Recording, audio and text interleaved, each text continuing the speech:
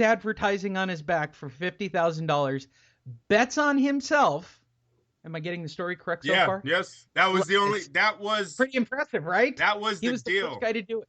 He was the one and done. He's the only guy who got away with it, by the way. They made a rule shortly thereafter that they didn't allow it anymore. Yeah. But he bought, and I'll even say that it was like Play It Again Sports. It was a sports betting website. I Yes. remember The that. deal the deal with the Golden website, Palace. It was Golden Palace. Woo, good memory. the deal was if he wore it on his back, they would put $50,000 on him themselves. It wasn't even Bernard's money. That was the deal for putting it on his back. He bet. They took 50 grand and bet it on Bernard, and he won. At 5-1. Yep. At 5-1, and he didn't just win. Knocks his ass out. TK, like it was definitive. There was no rematch. Okay, Trinidad was never the same. That was the end of it. From there, Daniels, Hakar, William Joppy, Robert Allen, Oscar freaking De La Hoya, and the Phantom Kidney Punch, which probably made him a $1 billion worth of money. Howard Eastman, great fight at Staples. And then he runs into the roadblock. Jermaine shot my cuz Taylor. Not once, but twice. He gets decision by Jermaine Taylor, who I still argue it's a Styles make fights thing. And the way Jermaine Taylor... I'll tell you right now, Bernard Hopkins did not lose that first fight. I'll watch Taylor to Hopkins won with anybody. That was a fight that they allowed Taylor to win. Taylor won 5 rounds. They gave him 7 and then prayed that he did better in the rematch. And in the rematch, it's kind of the same fight, just Hopkins doesn't have as many moments as he does in the first. In the first fight, he beats the shit out of that kid. That kid had no answer for Bernard. Yes, he outpunched him. Yes, Taylor was throwing punches everywhere, not landing, but man, HBO was writing, he's just out punching him all night that night. Wasn't about landing, just punching. And to that point, it was the first time and only time of recent memory, WBO, IBF, WBC, WBA World Championships were all on the line. He got him, put them all together for Oscar, got them all together, defended for Howard Eastman. Then Jermaine Taylor got all the belts and pissed them all away. Way to go, Jermaine Taylor. Your spot in history is for ruining the middleweight championship of the world. Yeah, they tried giving it to... Well, and you got to remember, Kelly Pavlik has his hand in that too, because him and Taylor put on an awesome fight. He beats Taylor, gets all the titles, and turns into a freaking alcoholic himself. So they both have their hands in ruining the middleweight division, because Hopkins and Trinidad did bring that thing back. Yep. Yeah. But Hopkins was not done. I argue that the best part of his career starts right here. He fights Antonio Tarver and wins in a unanimous decision. He beats a scorching red hot Ronald Winky Wright, arguably towards the back of his career, but still, Wright's a big name. Yep. Beats him, wins unanimous decision. Then he runs into Joe Calzaghe in a split decision. You can make the argument again on that fight, but Joe Calzaghe was red hot at that time. Yeah, HBO was they were all over Joe Calzaghe. Hopkins wasn't winning that one. Even though were we at that fight? That's Thomas and Mack. Probably I would. Yes, yeah, we were at that fight. Okay. Joe Calzaghe did not live up to his name in that fight at all. HBO hella made that fight, made it seem like he was doing more than he was. I'm telling you, I disagree with the Calzaghe decision, and I disagree with Taylor won. I think Bernard easily could have won both of those fights. I think if he was young, attractive, and a ticket seller, he beats Calzaghe and Jermaine Taylor in both of those fights. I agree. Then he beats Kelly Pavlik. He beats Enrique Ornelas. He beats Roy Jones Jr. Yeah, that was way past his prime. No doubt about it. My opinion, he beats Jean Pascal. They call it a draw. Yeah. You know how... Yeah. Look, he fought... They were trying to close him Canada. Down, Lee. They were trying to shut Bernard down. I told you, it was kind of disrespectful what he's been doing to the sport. In my opinion... You can't put great athletes in their sport at 40, 50 and think they're going to compete with the kids that are 22 to 26. Bernard was doing that. He was doing that and he was winning. And you can see There's decisions in his career that I think the powers that be were trying to. Wanted him to go away. They were trying to slow the shit down. The WBC and IBO was in charge of the first Pascal fight. Oh, that second rematch. one. He gets a rematch with Pascal and gets a unanimous decision. Yeah, he didn't take any of the doubt in. He gave nobody a chance to have any doubt. Like, they tried really hard the first time around. And they stretched it.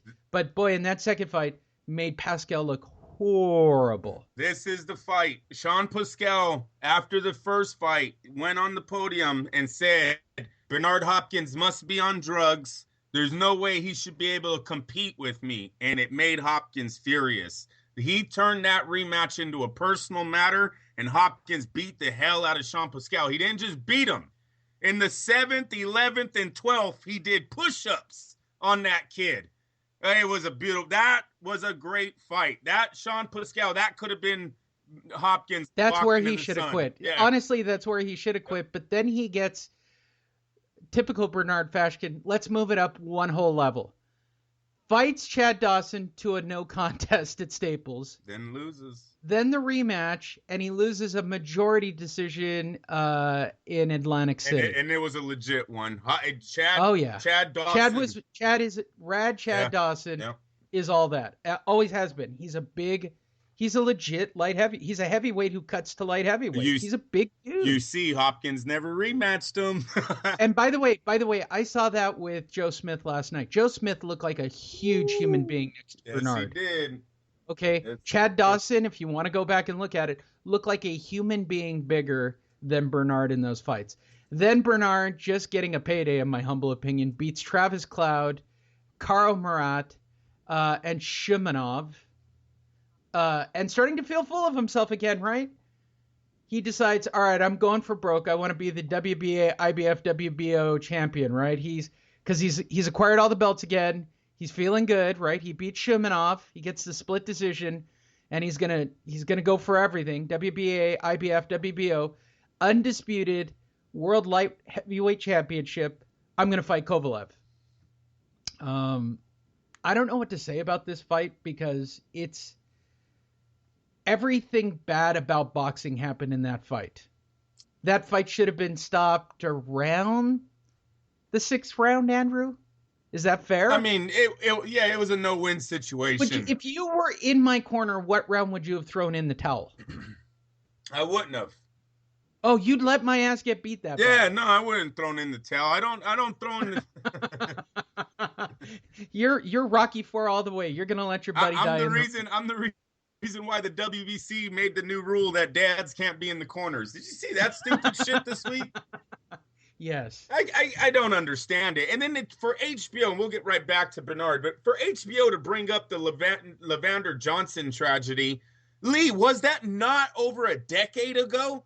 Now we're making a rule? I mean, based on, okay, for those wondering, on any given day, there are probably in the world sanctioned pro bouts. There are probably year round. I don't even care if it's Christmas. There's probably between 20 to 40 fights a day year round in the world that are pro fights that are sanctioned by the WBC, WBA, IBF, WBA every single day of the week, 365 days out of the year. And if you just, let's go with a low number, all right? Let's say that there are just 20 fights, okay? You're looking at, that's 1,600 fights per year round, which is still a low number. It's probably closer to 3,000 to 4,000 fights a year. You have one death, 10 years. Like, yeah, I go back to the Ruelas tragedy. It's like, there have been Julian Jackson. Yes. Like, there have been Gerald tragedies. McLennan. Yes. But their dads were not in the corners. By the way, even if you had one tragedy for every 3,000 fights, everybody would say boxing is horrible. But we watch NFL football, and I'm telling you that every year we have somebody who gets jacked up. I just saw a piece on HBO. High school football. We're like having kids get killed from head injuries playing high school football every year. Every year it happens. It's happened every year. That's how much football is being played. There's one kid who's suffering from trauma to the head from playing football. Every year, at least one kid has died from playing football every year. But we're not stopping football. But boxing, because it's physically punching, right? Yep. Everybody's Not on it. everyone can do it. No, not everyone can do it. And now, let's go to a crazier number. Now with MMA, somebody is getting punched in the head 365. If you add in actual MMA or even grappling where you could break a neck or break an arm or something, the few numbers of injuries from boxing, MMA, grappling, submission, like combat sports, like physically you're showing your dominance over another human being, is still pales in comparison to football. Like it's not even in the same ballpark. It's 0.001% of people who compete. That's right. And I'll give you an example. In the NFL draft every year, you hear these stories of guys that have never played the sport. The Raiders have one on their offensive line. I believe it is Malik Watson. The guy was a basketball player, does one season in his senior year of college football. They feed him, make him 300 pounds, and now he's in the NFL. You cannot do that in boxing. You cannot just grab someone on the street, go, hey, you look like a heavyweight, eat all this steak, and go fight the champ tomorrow. What the fuck? He destroyed. You can't do it. Well, no, they actually did it in the 70s. You would get destroyed. With football players. Yeah. Oh, no, football, they do it. You see these stories, Lee. These guys, these kids, they play one season, and now they're in the NFL? No, I could, look, I'll say it till I'm blue in the face. Everybody back, like, I hear it all the time when I tell people that I still want to compete or that I'm grappling or whatever I'm doing. And, well, what about you at your age? You know what? There are guys in the NFL that will never be able to walk without, like, I am telling you right now, this Sunday as we're recording this, there are at least 100 athletes that will die before the age of 50. Oh, stop.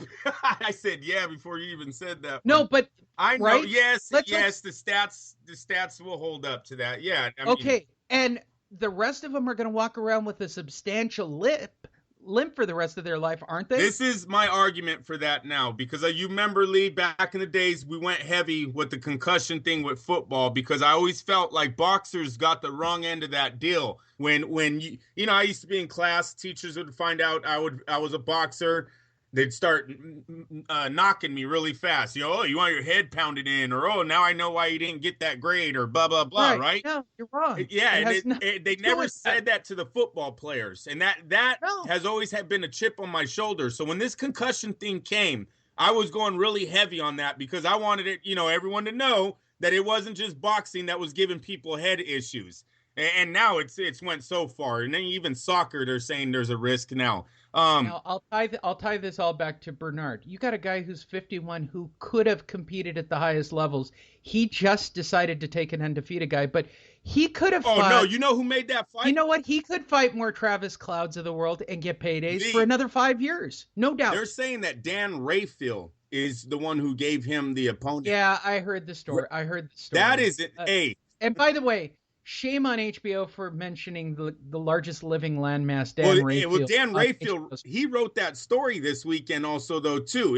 Yes, HBO did announce that yesterday, but Rayfield put a story on ESPN about he's the one that helped Bernard with this matchup. And I think if you remember when we announced this fight, we both said, why would you make this your last guy?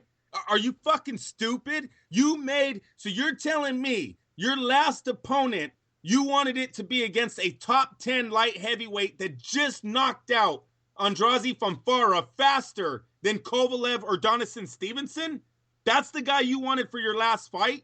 I mean, what a dumbass matchmaking decision that was for Golden Boy and for Bernard. And now to hear that you took that from a writer, someone who's not even in the sport like that? No, wait. Somebody who's never done any sports. Insane. Honestly, I don't know Dan Rayfield's life. Now it makes sense. But based on his body, I don't think he's done anything athletic.